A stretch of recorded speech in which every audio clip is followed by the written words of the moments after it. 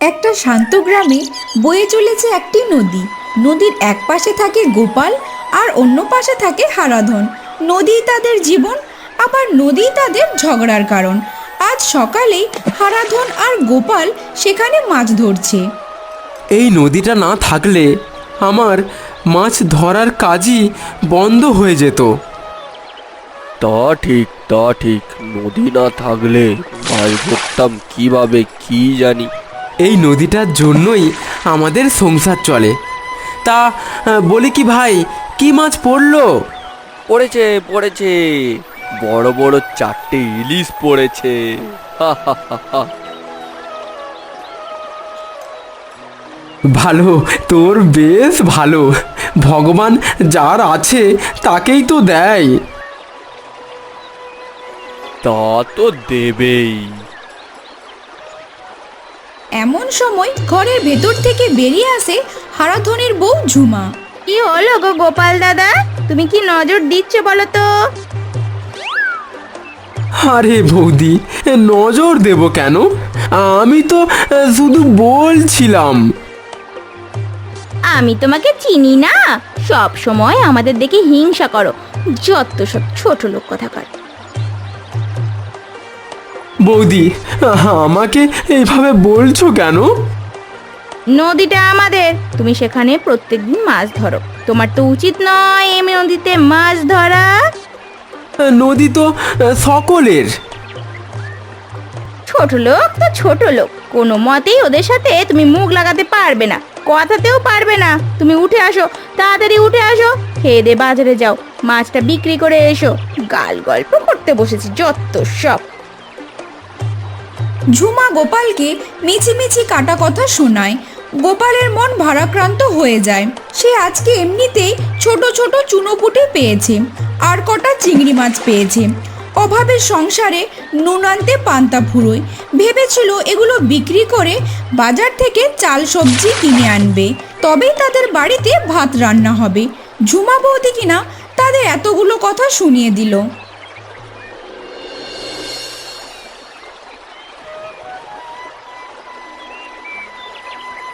ভগবানু কি নিষ্ঠুর, যাকে যখন দেয় সবটা ঢেলে দেয়।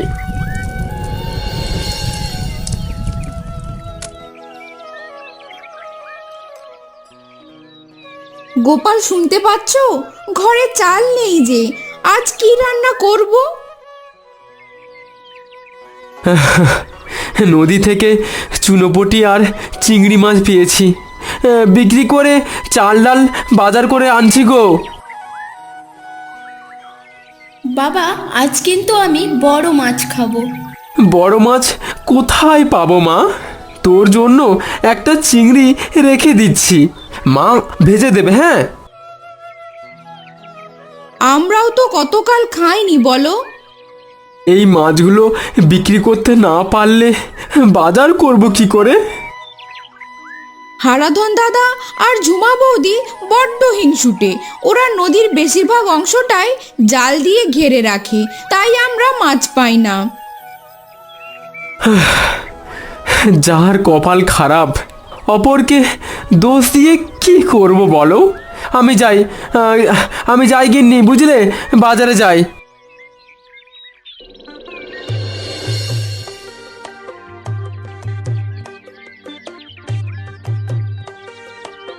কত কিছু রান্না করেছি দেখো, আলু ভাজা, লুচি, পটল ভাজা, বেগুন ভাজা। এত রান্না করতে তোমাকে কে বলেছে বলো তো? তুমি ভীষণ অপচয় করো। বাবা, খাবো বললেই তো করেছি গো, আমি এত হিসাব করে রান্না বান্না করতে পারবো না। তাড়াতাড়ি খেয়ে তুমি বাজারে যাও, বাজার থেকে খাসি মাংস আনবে। এভাবে চললে বউ খুব শরীর খারাপ করবে।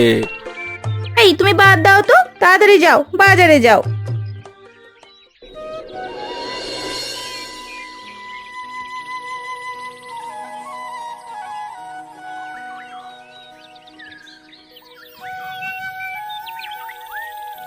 দেখ পুটু, ভাত, আলু, ঘি, কি সুন্দর খেতে লাগছে বল।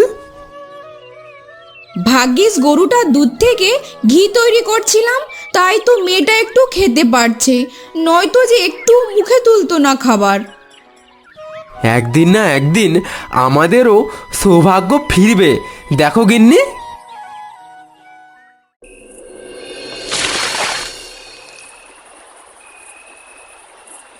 ও নদীমা, নদীমা, আজ একটু বেশি মাছ দিও। ছেলে কাল থেকে মাছের গল্প শুনে শুনে ঘুমোচ্ছে। একটু করুণা করো নদীমা, তুমি ছাড়া আমার কে আছে? ছোটবেলা থেকেই নদী থেকে মাছ তুলে আমার সংসার চলে। একটু করুণা করো মা, একটু করুণা করো। গোপাল প্রার্থনা করতে করতে জাল টানতে থাকে। জাল টানতে টানতে গোপাল লক্ষ্য করে জাল ভারী হয়ে আছে। আজকে তার ইলিশ মাছ পড়েছে। আরে বাবা, এত মাছ!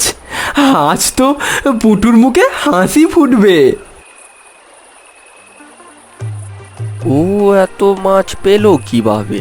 নিশ্চয়ই ভাগ্যের জোরে। দেখলে দেখলে, আজকে তাড়াতাড়ি ও জাল ঘিরেছে, তাই তার জালে এত মাছ পড়েছে। তুমি নদীতে আগে জাল গাঁথনি কেন? হ্যাঁ, আরে ও গোপাল দাদা, গোপাল দাদা, ও গো, তুমি যে মাছ চুরি করতে শুরু করে দিয়েছো। চুরি করব কেন? এটা তো আমার পরিশ্রম। পরিশ্রম না ছাই, তুমি চুরি করেছো। উফ, তুমি চুপ করো না। তুমি একটু বেশি কথা বলছো না, চুপ করো। ও চুরি করেছে, আমি তো বলছি ও চুরি করেছে, ও একটা আস্ত চোর। ঝুমা ঝগড়া করতে শুরু করে। এমন সময় ঘর থেকে বেরিয়ে আসে কমলা। অনেক দিন থেকেই বৌদি তোমার আমি ঝগড়া শুনছি, তুমি এত হিংসা করো কেন আমাদের? ওলা মুখ পড়ি, ঝগড়া করতে আমার বয়েই গেছে। তোরা চোর চোর, তোরা একটা আস্ত চোর, তোরা চোর। এ নদী সকলের, নদীমা আমাদের সকলের। তাই নাকি রে? আচ্ছা, ঠিক আছে ঠিক আছে, আমি বলছি শোনো, কাল থেকে তুমি পুরো নদীতেই জাল গেঁথে দেবে, বুঝেছো? এই বলে ঝুমা আর হারাধন ঘরে চলে আসে। এইদিকে কমলা আর গোপালও ঘরের ভেতরে প্রবেশ করে। বৌদি একদম ভালো নয়, পায়ের ওপর পা তুলে ঝগড়া করে। আমি ভাবছি এবার কি হবে। ওদের কাছে বড় জাল আছে, পুরো নদীটা ঘিরে ফেললে আমি মাছ ধরবো কিভাবে? তা তো জানি না। গোপাল মাছগুলো ঝুড়ির মধ্যে রেখে দেয়। পরের দিন সকালবেলা যখন মাছ বিক্রি করে বাড়ি ফেরে, তখন দেখে হারাধন আর ঝুমা বৌদি জলে নেমে পুরো নদীতে জাল দিয়ে ঘেরে ফেলেছে। ব্যাস, আমার পুরো কাজ শেষ। এবার একটা মাছও ওই গোপাল পাবে না। এটা ঠিক নয় বৌদি, এটা কিন্তু ঠিক নয়। ঠিক ভুল আমাকে শেখাতে এসো না, বুঝেছো? গোপাল দাঁড়িয়ে দাঁড়িয়ে দেখতে থাকে। চোখ দিয়ে তার জল গড়িয়ে পড়ে। একটু ভালো সুযোগ এসেছিল, ভালো দিন দেখছিল, আর এমন সময় কিনা এই অবস্থা। ঘরের ভেতরে চলে যায় গোপাল। ঠিক আছে ঠিক আছে, ওরা যা ইচ্ছা তাই করুক। আমরা যদি সৎ থাকি, ভগবান ওদের ঠিক শাস্তি দেবে। তাই আমি অভিশাপ দিচ্ছি, ওরা ওদের সর্বস্ব হারাবে। কমলার এই কথা বলার সাথে সাথেই আকাশ ঘিরে মেঘ করে ঝড় বৃষ্টি শুরু হয়। তুমুল ঝড় বৃষ্টি হতে থাকে।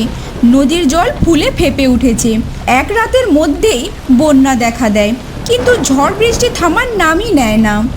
গোপাল, জল তো বাড়ছে। সবাই সবাই সাবধানে থেকো।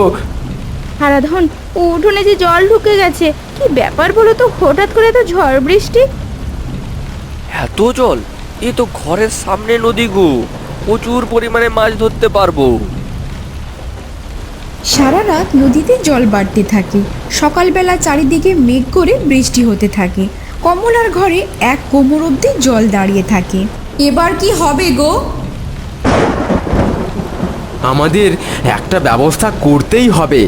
আমাদের মাটির বাড়ি, এটা জলে থাকবে না, ভেঙে পড়বে। গোপালের বাড়ির পাশে বড় গাছে একটা ছোট্ট পাখির বাসা ছিল। এমন সময় সেই পাখিটা বলে ওঠে, তোমরা খুব বিপদে আছো, তোমরা আমাদের সর্বদা সাহায্য করেছো। তোমাদের বাড়ির ফেলে দেওয়া খাবার খেয়ে আমাদের জীবন চলে। তোমাদের জন্য কিছু করতে পারলে খুব ভালো হয়। আরে এটা তো আশ্চর্য পাখি, আমাদের সাহায্য করো পাখি।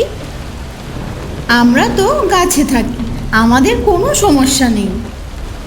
আরে পাখিরা তো গাছেই থাকে। তুমি কি এত ভাবছো? বাড়ির পাশের গাছেই আমি বাসা বাঁধবো, পাখিদের মতো। একদম একদম, তাতে আমি সাহায্য করব। এই বলে গোপাল প্রচুর পরিমাণে পরিশ্রম করে, গাছে একটা ছোট্ট কাঠের বাড়ি তৈরি করে আর দুজনে মইয়ের সাহায্যে উঠে পড়ে। গাছের ওপর বাড়িতে দাঁড়িয়ে দাঁড়িয়ে কমলা আর গোপাল দেখছিল তাদের পুরনো বাড়ি ডুবে গেছে। তা দেখে হারাধন আর ঝুমা হেসে লুটোপুটি খেতে থাকে। মানুষ আবার গাছে থাকে নাকি? বাঁচতে হলে সবই করতে হয় ভাই। আরে তোমাদের বাড়ি তো ভেসে গেল গো। আমাদের বাড়ি পাকাপোক্ত, কখনো ভাসবে না। কয়েকদিন পর বৃষ্টির জল কমে গেলে আমরা ঠিকই আবার ওই পাকা বাড়িতে থাকবো। এই চলো চলো, ঘরে চলো। ঝুমা আর হারাধন আস্তে আস্তে ঘরে প্রবেশ করতে যাবে, এমন সময় নদীর এক বড় ঢেউ তাদের পাকা বাড়ি ভাসিয়ে নিয়ে চলে যায় আর সাথে তারাও ভাসতে থাকে। বাঁচাও বাঁচাও, আমাকে স্রোতে ভেসে নিয়ে যাচ্ছে। বাঁচাও, আমাকে বাঁচাও, বাঁচাও। জানি না বউ, আমাদের আমাদের আমাদের এরকম কেন অবস্থা হলো জানি না। নদী নদী কেন এত রেগে গেল জানি না। বাঁচাও বাঁচাও, জানি না কি হলো বউ। নদীমা রেগে গেছে, তার কারণ তোমরা নদীমাকে নিজের বলেছো।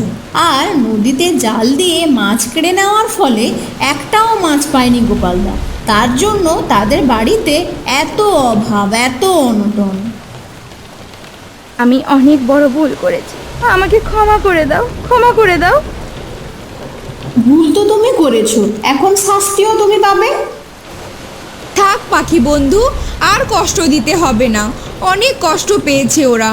এই কিছু একটা করো, নয়তো ওরা দুজনেই ভেসে যাবে। এইদিকে হারাধন আর ঝুমা ভাসতে ভাসতে তাদের গাছের কাছে চলে আসে। তোমরা সকালে উঠে এসো তো।